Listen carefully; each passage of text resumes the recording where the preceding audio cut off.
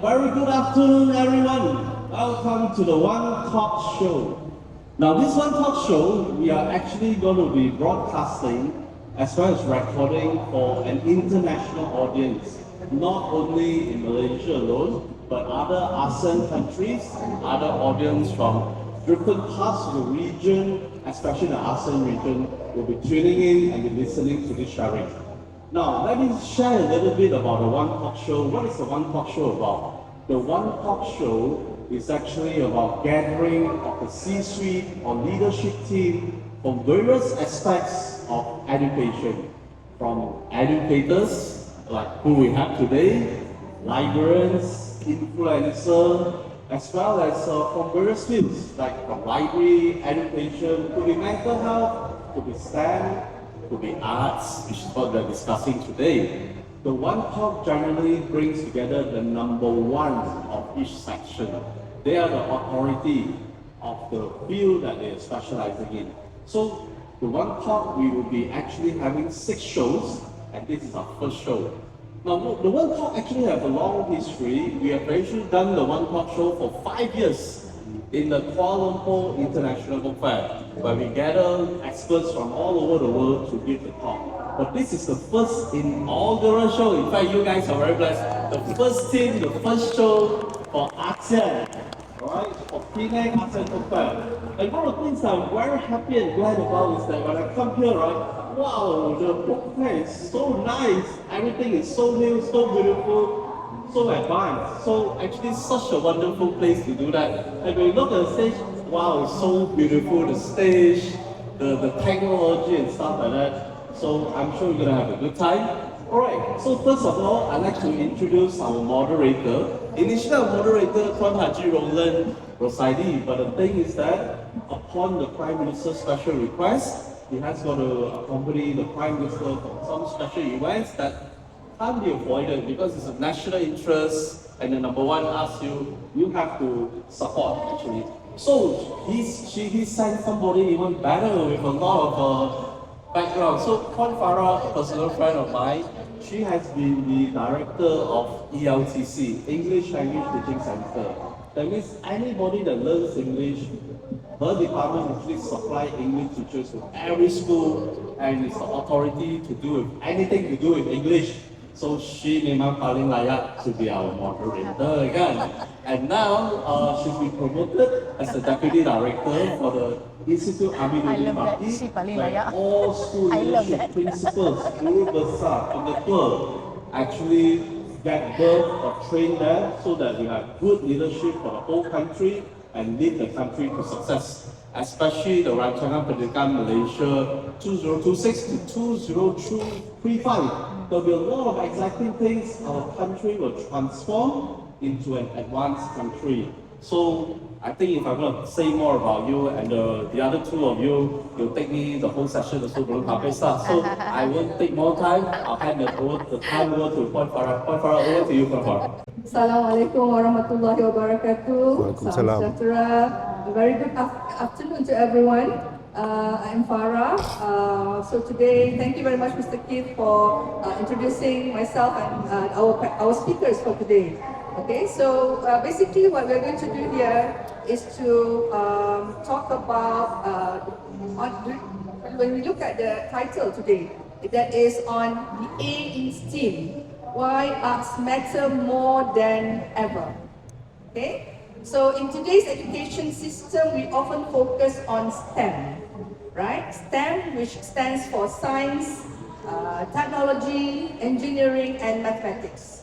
However, this session highlights the importance of the A in STEAM, which represents the arts. It's not only about drawing, painting, or music, but also about creativity, communication, imagination, empathy, and innovation. So in the world increasingly influenced by AI, or we call it artificial intelligence, and rapid technological change, we will explore why human creativity and arts remain very important for education and future development. So we are honored to have 2 respected speakers for today, which is with me today, just by my side here is Professor Dr. Muhammad Kamarul Kabilan from University Science Malaysia and Miss Aisyah binti Muhammad Hamdan from SMK Tarshishian Convent Ipoh. So maybe we start with Prof. Maybe you can introduce yourself. Thank you, Dr. Farah, Puan Farah, and also to Keith and my colleague, Cikgu Aisyah from Ipoh. I'm teaching at the School of Educational Studies, University of Science Malaysia, and I've been academic since 2004. So I have about 24 years of teaching and researching in the School of Educational Studies, USM. I think that's all, briefly. Thank you. 24 years. All right. So we go to Miss Aisyah. Okay, thank you, Barbara. Assalamualaikum and good day to all. My name is Aisyah Muhammad Hamdan. Okay, currently I'm an English teacher. I'm also a deputy principal in SMK Tarshishian Convent. My passion lies in teaching the English language, of course. And next to me is the esteemed Prof. Kat. So honestly, it's a real thrill to share the platform with all personnels on the platform today who also share the same interest and passion. Thank you, Barbara. Thank you. I think I better introduce myself before I introduce myself. Okay, why not? My name is Keith Hong. I'm the Group Managing Director for University Bookstore Malaysia. Actually, University Bookstore Malaysia is our 68th anniversary now. Those who are doing STEM, for example, they're very analytical, very serious. But I find that if these students are also actually given a prep with the arts, then they could actually step up and become even more confident individuals in the future. Because I think each job, no matter what the nature is, it requires certain level of the ability to express, confidence, and this is where A comes in. And as for myself, okay, I think I've done a lot. We're bringing my practices from the classroom from small scale to the bigger scale. So the biggest would be our Sing to the Dawn, the musical, which we translated a literature component into a musical as well. And this was done by the whole of Form 5s, and we also generated about more than 35K in getting the tickets sold, as well as attracting 4,000 audience. And the best part, now these students who once worked on this project, they are now engineers. They are also doing STEM. They are in STEM field. But I find that they are more, I would say, relaxed in nature. They can converse. They can use English. So this is where I find A is very important, more than ever. Yes. Just to add a little bit, you see, originally we actually planned for a very big STEM show, all right, which will happen on Sunday because the international schools will all send the best students to share about what they have done for STEM, science, technology, and they're sending the best teams over. Do come on Sunday. But upon discussion, the libraries and some Ministry of Education people, they say, hey, we must not miss out the A, all right? A is who we are. All right, in the age of artificial intelligence, we need the authentic intelligence, the real person, all right? And in the age of artificial intelligence, we need more teachers because we let AI do the things that AI do. But the thing that AI can't do is the human factor, which where the A and the soul is actually. So this is why we're actually giving you not much of notice, so that's the things that because of public demand, we must have the A show. Okay, so to further indulge into the discussion, because we have listened to both speakers with their impressive projects, so we start with the discussion today with Professor. Maybe you can tell us a little bit more. Sorry. Okay. Maybe explain in simple terms how the arts complement STEM and transform it into STEAM. Yeah. Okay, I'm just going to tell you a story in order to answer that question or address that question. I'm going to tell you a story. There was this English guy, and most probably you know him, Newton. And his first name begins with I. Isaac Newton, right? But formally you call it Sir Isaac Newton. So one day he was sitting under the tree, apple tree, so it happens. And he was just sitting, and enjoying the scenery, the cool air. And then an apple falls down, and he started thinking. So the key word here is thinking. And he started thinking, how come the apple is falling down and not the other way around, going up? And to cut things short, That's the origin of gravity. The origin of how we knew that there is gravity, right? So it began with thinking. And that shows how much thinking could actually inform STEM or STEAM. In the fact, it is something that it's undeniable that thinking actually drives innovation. So whether it's innovation in science, whether it's innovation in mathematics or engineering, the thinking, the creativity comes in. And that is the most important element. And this creativity cannot come with AI. AI is a creation of human.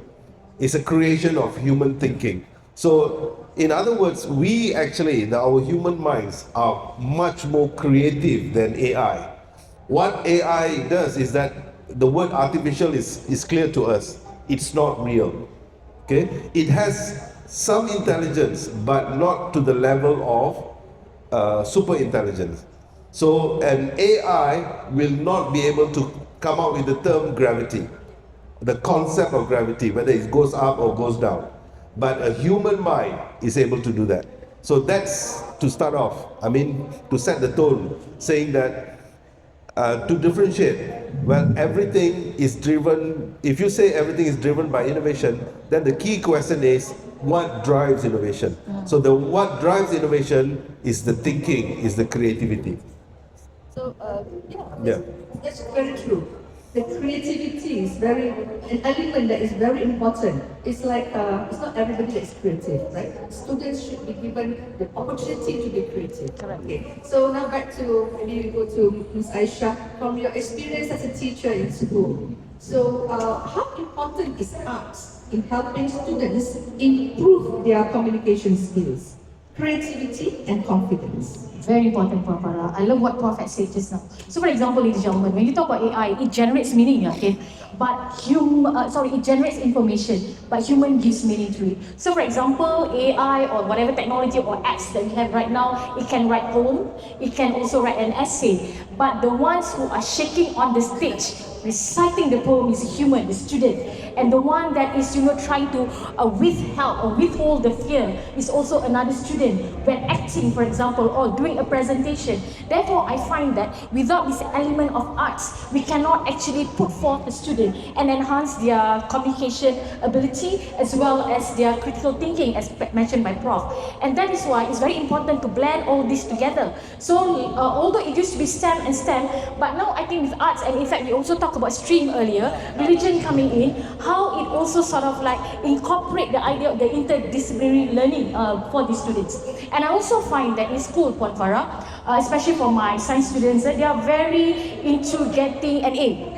Okay, but they also need some ways where they can sort of like release a bit of stress, the tension of it.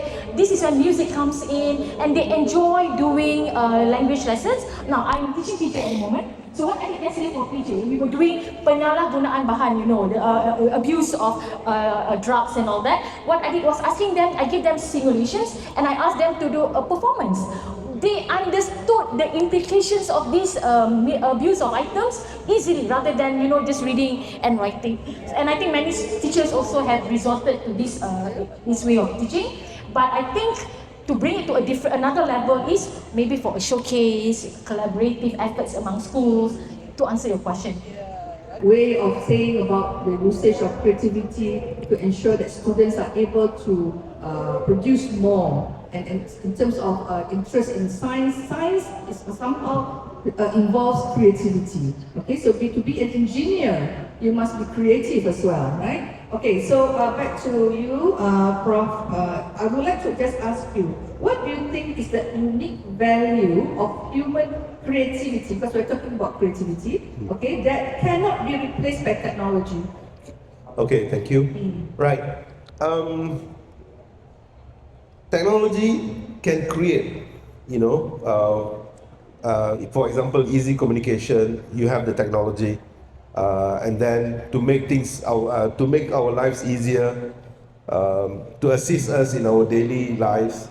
Same with AI. AI will enable us to do a lot of things in a very short time, very quickly. For example, like teachers, they need a lesson plan. Yes, in just less than a minute, a lesson plan will be complete and readily available for you. But the thing is, what AI does not have is the ability to decide, the ability to actually pinpoint what am I going to be doing, in the sense that, okay, I've selected this, why did I select this? What are the assessment criteria?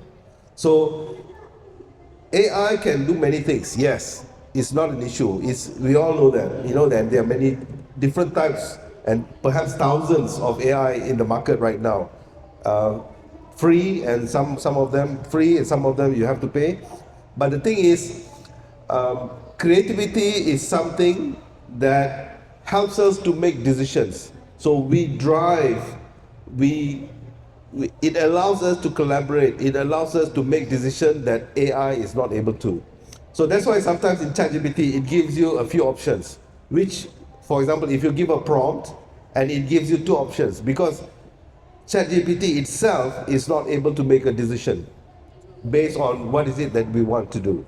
And whatever that AI has produced, it cannot be as perfect as our own thinking and creativity.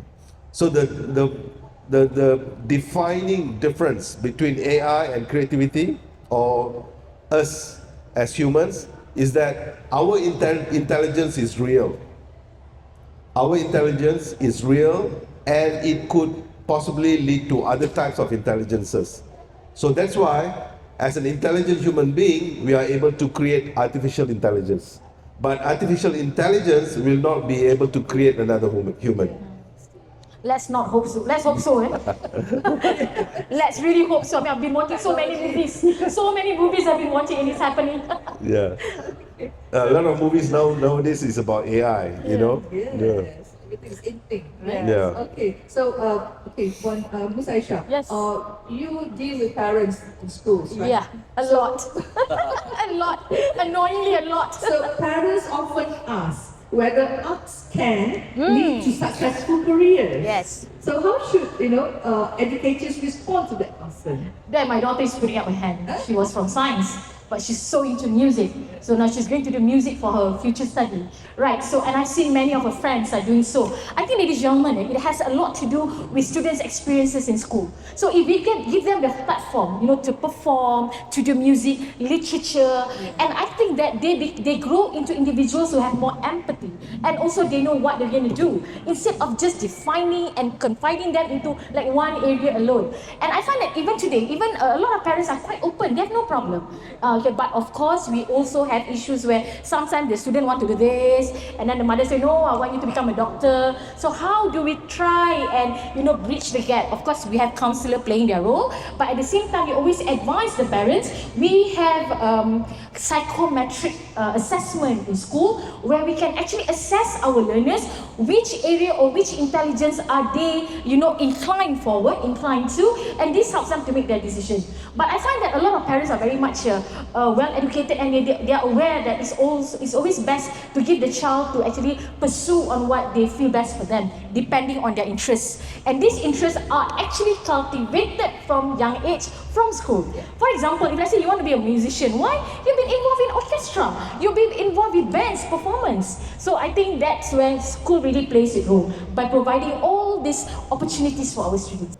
I agree, but that's why it's, for example, in universities right now, there's a lack of science students. Okay, so we need to strike a balance, in the sense that, but at the same time, we need to understand that the needs and the interests of the students. If the students want to pursue arts, sure, go ahead. If they want to pursue STEM and stream or whatever it is, let's give them the opportunity. So there's a serious problem, because the application for STEM is getting lower and lower. I'll give you one good example. Penang Free School. Penang Free School, we all know, is the oldest school in the country. But do you know, about 2 or 3 years ago, the Form 6 science stream at Penang Free School was closed. because lack of students. And for example, for biology, they had like 1 or 2 students in the entire class. When I was studying biology at Form 4, we had like 30, 40 students. So we need to strike a balance. We can give emphasis on arts, but at the same time, we need science, because science is the logic, arts is the imagination. So in order for innovation to come into being, we need that logic and imagination, right? So the imagination comes from the arts, and the logic obviously comes from the maths and the sciences. So when we have students, just like Cikgu Aisha mentioned just now, when we have students who are able to merge both knowledge, science, maths, and the language or the arts, then we have better engineers, then we would have better doctors, and all the other people in the science areas. So this is something that we seriously need to consider. So my stand is that while we want to produce more, innovation, but the innovation comes, like I mentioned just now, from 2 things. One, logic, and then innovation. So the logic is from the maths and science, while the imagination comes from the arts. Actually, just to echo what you guys shared, right? The balance is so important. Yes. Do you know that sometimes the best actor is a doctor? Yeah. The best engineer is the best singer is an Yeah. engineer. So, Yes. so there's always balance. But as a parent, right? Frankly, the most important thing in my life is that my kids are happy. Yes. But if you notice, right, when your kids go up to receive an award, they receive a STEM award. Yeah, okay, fine. But when somebody receives an award, best actress, best singer, oh, tears flow. Give the most heart, because the ask part belongs to the heart. Yeah. It touches the heart. It tells stories. Yes. It creates emotions. Yeah. And the elation that you see from the face speaks louder than any words. That is the biggest reward for Yes, a teacher, it right? vibrates the passion as well. Yeah. I think I would like to respond a little to Keith, because I had once a chemistry teacher who was, like chemistry graduate, but his love for music was intense and immense. He was also a producer of music, writing music songs for AJL, Anugerah Juara Lagu, for TV3, for so many composing, so many songs. Now he is doing pegawai kesenian in KPM. Yeah. So sometimes I'm like wondering, hey, where's your chemistry? Where has your chemistry gone to? So by the end of the day, I would say a person's inner, I don't know if that's a word for it, passion comes forward if they wish to pursue lah. So, Ms. Aisha, maybe like for communication. Yes. We know that many of the students still lack in communication, Okay. because they are not ready for the industry. You see, when they finish school. So, what do you think, or what have you done in school? I mean, as an English teacher, to help them to later, they are ready for the industry. That's a very tough question, because I cannot be speaking for all the English teachers in the country. I mean, for myself, yes, I know what I've done. But the truth is, I think teaching also needs to evolve. And yes, I agree with you, Puan Farah. When it comes to real communication, talking and all that, our students do lack. Yeah, they don't have it. That's why A has to really be put into, I would say, enforcement in school.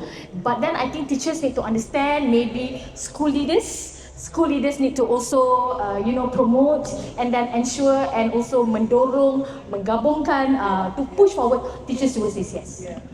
Just like to add in, one of the most important factor is home environment, the role of parents, because if you want to become a good communicator with good interaction skills, good abilities to speak, thinking and everything, it all starts at home. So reading is one of the most important skills that will allow a learner to develop all the other relevant skills. Without reading, you cannot write. Without reading, you don't know what to speak. And without reading, you will not be able to listen and identify the key points that you want to understand. So reading is something that has to begin at an early stage. So for example, all of us here on stage, right? We are able to speak and articulate good communication skills because it began at home, because we started small. You can't expect a 20-year-old to start learning about communication at that age. Communication start at when you are a baby. So the communication between parents and the baby has to be there. And then when the baby becomes a toddler, then the other forms of communication comes in. And later, after toddler, the most important skill is reading. Because once you start reading, whether it's in Malay, Chinese, Tamil or English, then a lot of brain activities develop among the children. Okay? So without that, we can't go further. So reading is something that has to be done early and at home, and not be dependent very much on the teachers. Because teachers are dealing with 30 in one class, and sometimes they teach 5 or 6 classes. So 30 times 5 is like 150, and you only have like 30 minutes per class. So parents play also an important role, a very, very important role. So, Prof, what is your opinion like? Because in schools, okay, the students spend most of the time in school actually, right? So, how can you advise the school principals to integrate arts in school and make a change? Okay. Yeah. I believe, for example, I myself, I learned the language through songs. We actually do not need a very complex syllabus and curriculum. What we have now in schools, I'm talking about the language first. It's very complex, it's very difficult. And learners do not have the time, as well as the teachers, to express the language, because language requires many things. It is emotions, it is affection, it is impression, is a combination of feelings. So to do all those in a class of 30 minutes is impossible. Yes. So learning has to be fun. And I just, my students were saying, because my students are future English teachers, when learning is fun and you want to do such kind of learning, but at the same time, you need to follow the syllabus and you need to follow the curriculum. And that is so difficult when the curriculum is complex and it is not aligned to this fun learning. So that is the most difficult. I believe, if, for example, a teacher at the primary school, just teaching songs and watching movies and doing them in the right way, I think the English and the communication skills will improve a lot.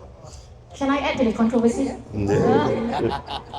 Okay, I think I would like to tie that to what Prof mentioned earlier about STEM subjects here. I think that is even much more related to STEM, studies of STEM.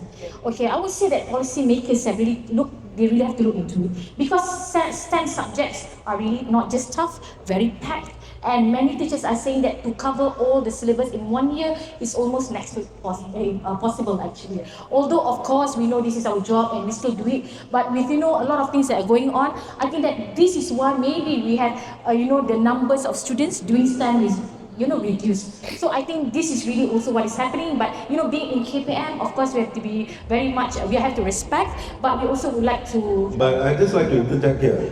Who is KPM? Who is KPM? KPM are teachers. The one who makes policies, the one who gives ideas are teachers. The problem is when you're a teacher, not you. Okay, thank you. I know Aisha personally. I mean, when you're a teacher, you have all these ideals, that you want to do. Yes. But when you go to KPM, the ideals somehow gets lost. Correct. So, and you become the rigid officer. Not everyone, of course. But the thing is, the question is, who is KPM? We are KPM. So we should be able to decide what should be learned and not.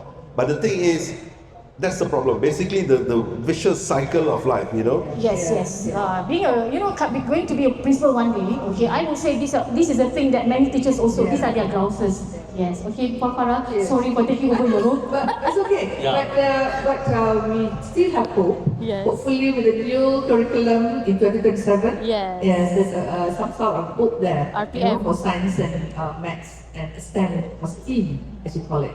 Yeah. So we look forward to what's going to happen in 2027. All right. So we hope that in 2027, the arts is being given, focus, concentration, and somehow it runs together with STEM. Okay. I want to share, add on to Prof. More sharing about controversy. song, right? I have a very good case study. Actually, this is done by our media producer, Jaggi Gadi, who is doing the recordings and stuff like that. He used to be the coolest DJ in the discos and stuff like that, right? And then those days, kids, they want to be adult. They want to look at the nightlife, the DJ, the rock, and so on and so on. But they can't get in. So they actually bring the students in, teach them DJ skills. 4 p.m. before any club is open, they get the kids to be a DJ, Yeah. And after that one experience, the students will go back and practice perfect pitch, alright? And then through that, we actually discover some talent where some of the students doesn't want to learn English at all. But when they sing, they are like an international superstar that makes all the difference. And there was one SPM student, when she sings, 6 record companies signed her up already. So that makes a lot of difference. Now, one more case that pivoted from that is that they say, wow, the arts, the human factor is so important. So what they did is that the Ministry of Education, KPM, under Khazanah National, who funded, asked him to start radio station in school. So when they start radio station in school, the boys will practice a sexy voice so that everything is perfect. Because if the girls laugh at me, my G.I. Joe image is gone. And the girls will be so good that they say, hey, we are smarter than you guys. We have perfect English, perfect pitch, and you have the boys and girls because they sound those the kumandan, the whole school and stuff like that. I cannot look bad at all. Yeah. So this is the arts factor, right? That matters more because their face, their reputation, the coolness, right, matters. It's personal. I can see Prof say something. Yeah. Okay, so I talked about the important roles of the parents, okay? So the next one is teachers.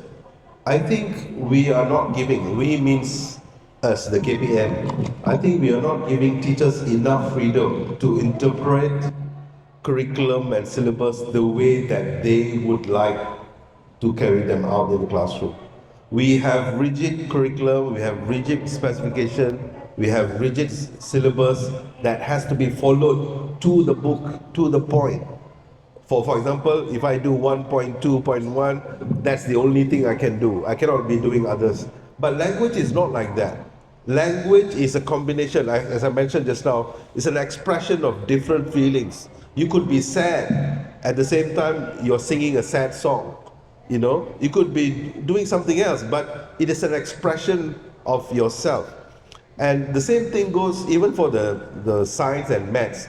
So the whole gamut of issues here is that to me, teachers are not given enough freedom to interpret the curriculum and the syllabus. Okay, so like in some countries, one I can think is Finland. The teachers must have masters. Without a masters, they cannot teach. So during their master's program, they are given the knowledge and skills of interpreting curriculum and syllabus, and therefore, in Finland, curriculum is very simple. You just have a topic and you just have some sections. All the others input, interpretation of those curriculum and syllabus come from the teachers. So we are not trusting our teachers enough.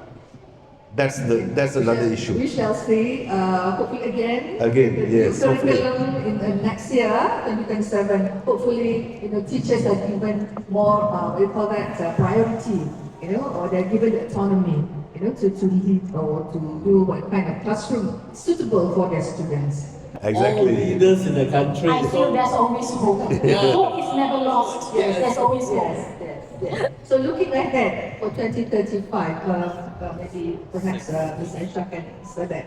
Okay, so your students will become workers later on. So what do you think, what kind of skills that help the employers to value your students later on when they leave school and maybe after they graduated? So but those skills that they need to be given starts from school, right? So what do you think?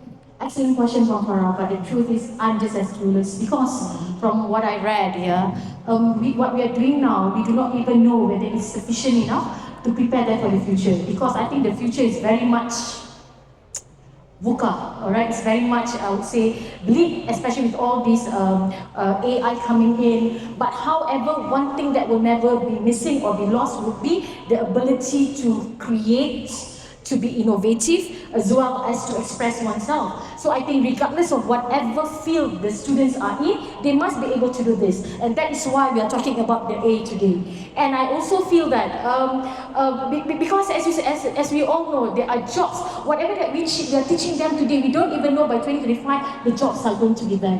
And this is also from some readings and from some discussions that we had with friends. So I think teachers, as Prof said, we have to evolve, we have to be given some freedom so that our students are able to navigate their way into the future. Yes. Okay. So Keith, Actually, I've got something exciting to share about that. You see, we accept interns into our company. So when we do product presentation and stuff like that, the interns will say, oh, easier, can do. But when we bring in the camera and say, now we're going to record you, we're going to put you on TV and stuff like that. Once the camera start rolling, they just kaku, they froze, they don't know what to do, what to say, what to do. It's like, it doesn't come naturally. Sometimes these things take a lot of practice. Yes. Alright? They think it's so easy. And I have to thank you for spending so many years in the ELTC to approve the CFR test. Now, one of the things that we're doing, we just started in South America. Instead of the 4 skills, listening, speaking, reading, writing, they say one of the most important things is speaking. So we tie it with TikTok. So you take the CFR speaking skill first. Without B2, you cannot step into any social media like Mercedes-Benz, PwC, Walmart. You must be at least B2 before you go on the stage and be my social media influencer. So it matters. So I don't want somebody who speaks lousy English to represent my platform. Alright? And then you want to be a Mercedes salesman. Hey, ini orang atas ni. You speak bad English, I don't want to buy your car already. That's not right. So it matters too. It flows on to your career, the arts element, the gift for a gift to be able to present and communicate properly, as you say, matters all the more now Than ever.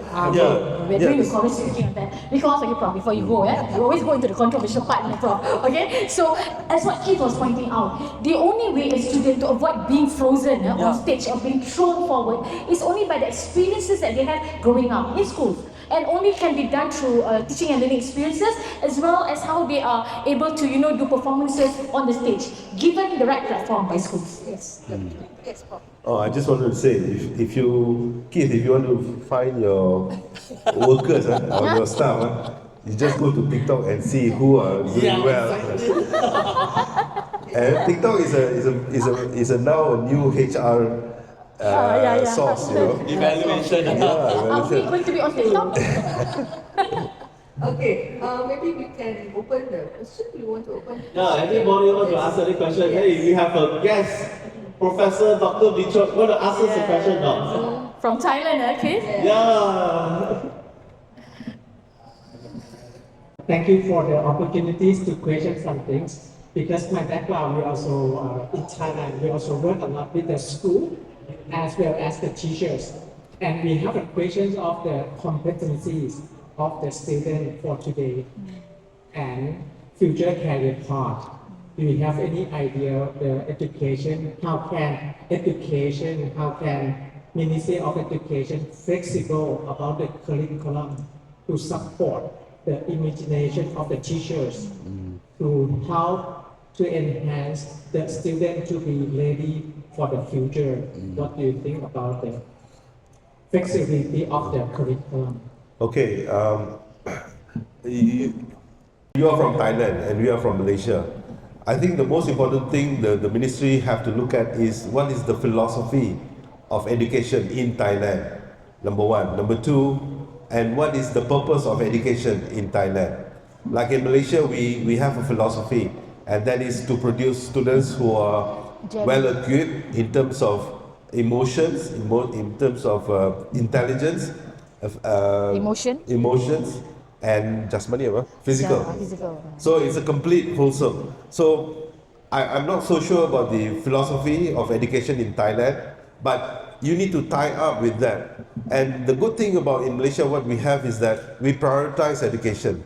And education usually receives the largest sum of financial funding, a yearly budget in terms of, the fiscal year and so forth. So it's a very difficult situation if the national agenda is not met. So if you have a national agenda, and one good example of national agenda that has benefited to the point that they are able to qualify for World Cup is Iceland. Iceland had very problematic teenagers. So they thought of a 20-year plan. Iceland is a real good example with education, and they transformed their youth, number one. And that particular group, they actually qualified for the World Cup. I think a few World Cups back. And they even beat England 1-0. Was it World Cup or Euros? Yeah. So you see, changing a nation is possible, and it's only possible through education. I want to share one case on, just now you're saying that you are the KPM, and what can KPM do? I'm just sharing one case study from a neighboring country. What they do is that they have a chat board for all teachers to talk about things, about issue and stuff like that. And through AI and data, right, the issues that teachers are talking, the more the teachers talk, the bubble gets bigger. Then the Ministry of Education will come in and say, oh, this is trending. This is what people are concerned about and they're talking about. And they also know which teacher from which school said what and stuff like that. You can say big brother, but sometimes you look at it from a positive side, right? There's some young, bubbly teachers that graduated, they have a lot of ideas, they're in touch with the students and stuff like that. But I'm going to share a great idea. The current Pengatur said, no need, wait for me to retire first. Don't disturb me. So when the Ministry of Education found that this student or this new teacher is so good, I will airlift them to Ministry of Education headquarters and help me implement some new ideas rather than your principal block you from coming out with ideas. Because after the vote, share one time, 2 times, 3 times, 4 times, I won't change the world. I just go back to my shell and do my own thing, right? So technology does help actually. Yeah.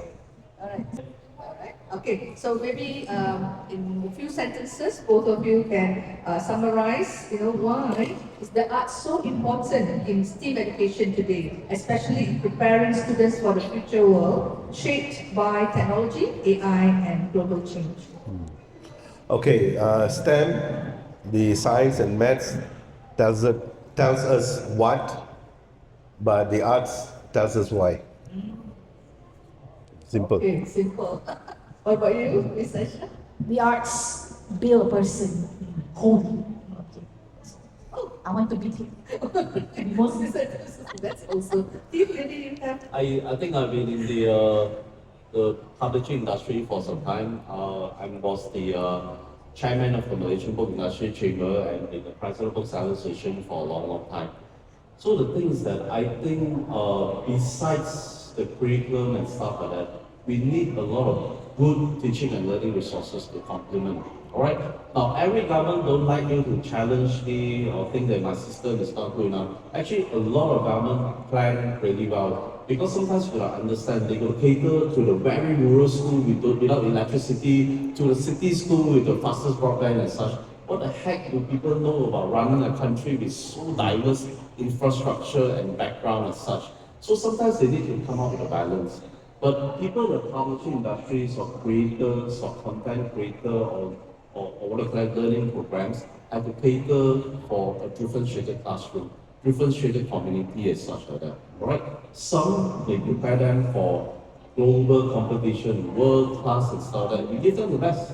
But some can be so simple. There was one case in Malta that really moved my heart, somewhere in Sarawak, where they read Peter and Jane, 1A, 2A, 2B. Yeah. But by the time they finished 1A, right, the whole village celebrated as though they won the Olympics.